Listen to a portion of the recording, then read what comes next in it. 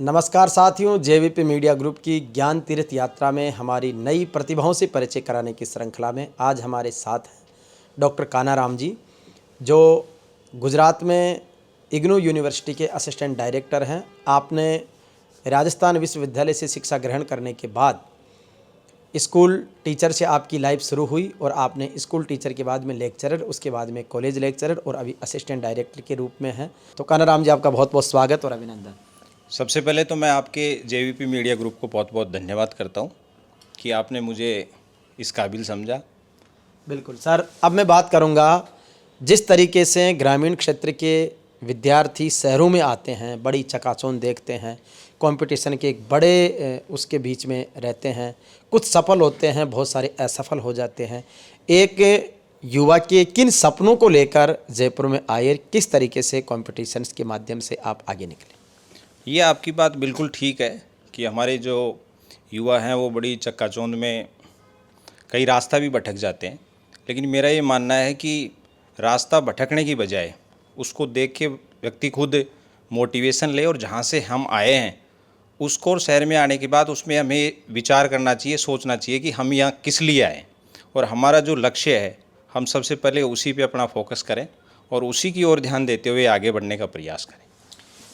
आपकी प्रारंभिक शिक्षा कहाँ से शुरू हुई और किस तरीके से? जनरली एक सामान्य है कि भाई चलो एमए, पीएचडी, नेट, जेआरएफ, अब जिस तरीके से शिक्षा तो वैसे जीवन में आदमी की निरंतरता बनी रहती है, तो एक एजुकेशनल और सोशल बैकग्राउंड के बारे में और उसके बाद में आगे बढ़ते हुए। मैं एक बिल्कुल किसान परिवार से आता हूँ। मेरे पिताजी खुद किसान हैं और आज तक मेरे परिवार में कोई भी 12th पास से ज़्यादा कोई पढ़ा हुआ नहीं है। ये मैं सौभाग्यशाली समझता हूँ कि मैं उच्च शिक्षा की डिग्री मैंने पीएचडी जैसी प्राप्त की और शुरू से लेके आखिर पीएचडी तक मेरी सारी शिक्षा राजकीय विद्यालय, महाविद्यालय और विश्वविद्यालय में हुई। कभी भी मैंने कोई प्राइवेट में कोई शिक्षा प्राप्त नहीं की। तो बहुत बड़ी बात। उसके बाद में जॉब में आप कब आए और किस तरीके से फिर स्टेप बाय स्टेप आप आगे बढ़े?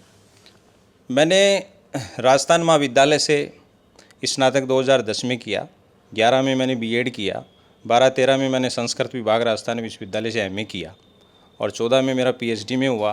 18 में मैं राजकीय सेवा में वरिष्ठ अध्यापक के पद पर मैंने ज्वाइन किया। उसके बाद में अभी हाल ही जुलाई 2024 में मैं इग्नू में आया। तो स्कूल में वरिष्ठ अध्यापक बने, उसके बाद में आप फिर सीधे कॉलेज लेक्चरर के लिए अप्लाई में चले गए? हाँ, मैं प्रयास करता रहा क्योंकि मेरी पीएचडी 2020 में अवार्ड हो गई थी। लगातार मैं शॉर्ट लिस्टे हुए कई साक्षात्कार मैंने दिए, लगभग 32 के लगभग मैंने साक्षात्कार देश भर के अनेक केंद्रीय विश्वविद्यालयों में दिए। इलाहाबाद विश्वविद्यालय में भी मैंने दिया, हेमवती नंदन बहुगुणा, दिल्ली के लगभग 29 महाविद्यालयों में मैंने साक्षात्कार दिए और अंततः मैं डिस्टेंस लर्निंग की भारत की सबसे बड़ी जो यूनिवर्सिटी है, Indira Gandhi national open university, उसमें मुझे सौभाग्य मिला और अंततः मेरा चयन वहाँ पे हुआ। अभी जिस पद को आप डील करते हैं उसमें किस तरीके की चीज़ें एक विद्यार्थियों के लिए और शिक्षार्थियों के लिए रहती है? उसमें इग्नू, जैसा कि आप सब लोग जानते हैं कि देश का 1985 एक्ट के तहत बना हुआ एक विश्वविद्यालय है और भारत में सबसे ज़्यादा लगभग 330 कोर्स के लगभग इग्नू चलाता है। और अभी जिस पद पे मैं हूँ, ये एडमिनिस्ट्रेटिव और एकेडमिक दोनों कामों को देखने का मुझे प्रभार मिला हुआ है। तो स्टूडेंट से हमारा डायरेक्ट तो अधिक कनेक्टिविटी नहीं हो पाती है क्योंकि इसमें अधिकांश वर्किंग प्रोफेशनल लोग हैं जिनको समय कम है, वो लोग अधिक यहाँ एजुकेशन ग्रहण करते हैं। लेकिन एक बहुत ही एजुकेशन का अच्छे प्लेटफॉर्म अगर हम देखें तो डिस्टेंस लर्निंग में उपलब्ध है। बिल्कुल।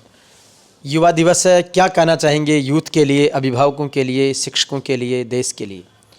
मैं यही कहना चाहूँगा, जो सबसे पहले आपने बात की कि गांव से निकलकर जो युवा शहर में आता है और इस चक्काचौंध में यूँ रहे, तो मैं युवा दिवस की यही युवाओं से कहना चाहूँगा कि वो लोग इस चक्काचौंध में, आधुनिक जो ये सोशल मीडिया का ज़माना है, इसमें अपना ध्यान सबसे पहले ये रखें कि हमारे लिए क्या सही है और क्या गलत है। जो आपके लिए सही है आप उसी में देखते हुए अपना जीवन सुधारें और उसी में आगे बढ़ें और अपने लक्ष्य का लगातार पीछा करते रहें। बिल्कुल, लक्ष्य प्राप्ति के लिए लगातार आगे बढ़ते रहें।